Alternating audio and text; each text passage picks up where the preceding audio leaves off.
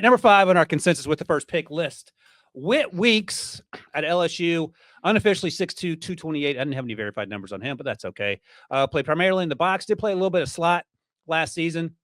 They'd line him up on the edge occasionally. Just because I have it, I'll mention it. You can roll your eyes if you want to. He did run the 100 meters in high school.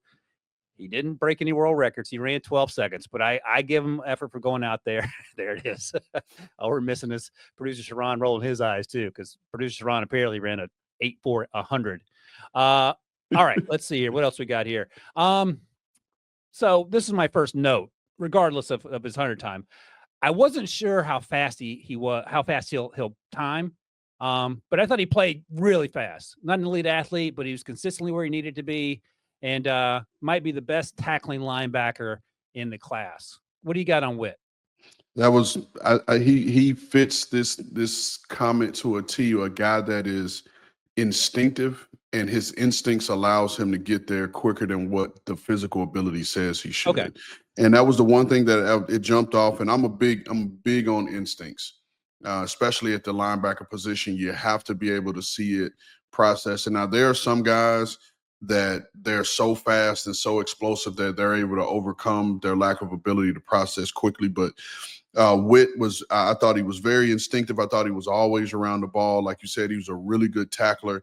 The one thing that really stood out to me for a guy that I thought was, an adequate athlete, solid athlete, him playing in coverage is what really impressed me. Just his zone awareness, his zone feel. And we mentioned Fred Warner earlier. One of the things that makes Fred Warner so good in coverage that doesn't show up on the stat sheet is his ability to just take routes away, right? Where you see most linebackers, they're playing with vision to the quarterback. The quarterback can move them and manipulate them with their eyes and get them off a spot to complete a ball, where Fred and guys like Whit Weeks, if they're dropping to their spot and they see a guy that's open, they just cover it. They cover him, and they cover. Now that takes the quarterback off of that read and gives the rush another step to get there. And so you saw that a lot. He understood angles and coverages where he's playing man and it's really a foot race, but he's cutting guys off because he understands where they're trying to go. So that was really impressive to me. And another thing that stood out was just his tenacity, like how tough he was. I did think, because he was tough and willing in his downhill fits and feels, but I thought when he had the shock and shed and what we call block destruction and take on blocks of O-line, that's where you saw his lack of length, which you could probably say that for a lot of these guys. But even in that, man, like he's going to be a really good core four special teamer, I think, just because of the way he plays and his mentality. But he is the guy that I think in a perfect world, depending on your system, he is your third, fourth linebacker, that when this guy gets on the field, it's going to be really hard to take him off because you're just going to trust him. He's going to know what to do. Even though his physical ability says he shouldn't, he's going to know all the spots and be able to play all the spots. Right. And I was in LSU probably a week or two after he got inserted in the lineup, and they were really, really excited about him and what he was set to bring. And he just had a linebacker's mentality, just me watching him in practice. So he was a guy that I think, highly of. There are some guys on here on the list that we've done, and even the guys that we did mention that are more athletic and more flashy, but this dude's just a good, productive football player. Yeah, and one of the things, looking at my notes in terms of coverage, I said he was in terms of open field tackles too. He's not falling off guys. He's pretty good at open field tackling. We know what he does near the line of scrimmage. But your other point, other than off the top of my head, the last few years, other than Chris Poophall out of Ole Miss, I don't recall, no one comes to mind of an off-ball linebacker weighing 225, 235, taking on a lot of blocks successfully. Usually they're running around blocks.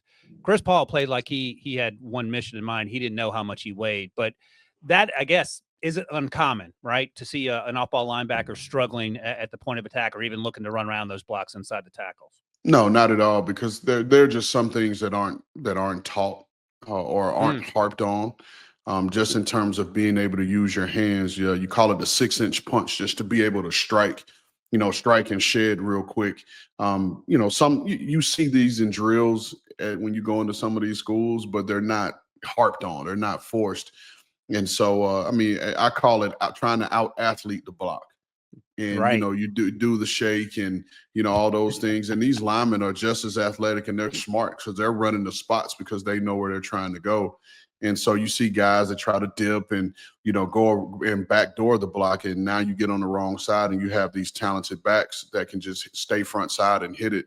And so Whit was one of those guys that he will run down the middle. He'll put his face on the face to have block destruction, but sometimes he gets engulfed by those bigger offensive linemen. But somehow he finds his way off those blocks and makes the tackle. So highly productive, a guy that I really liked, and I think he's going to be a pretty good player. Yeah, I was thinking midday too as we watch him over the summer. Does that seem fair? Mm-hmm. Okay, I think so. We'll see how it goes. And last year, I thought Danny Stutzman was like a top 50 guy coming into the summer. He had a really good season. I wasn't down on Danny at all. Just felt like the off-ball linebacker class outside of a few names. And I should mention this. We looked at our overall list from last season. Names not mentioned included Jahad Campbell, who was the first edge rusher taken at 21. Then Carson Schlesinger at 33.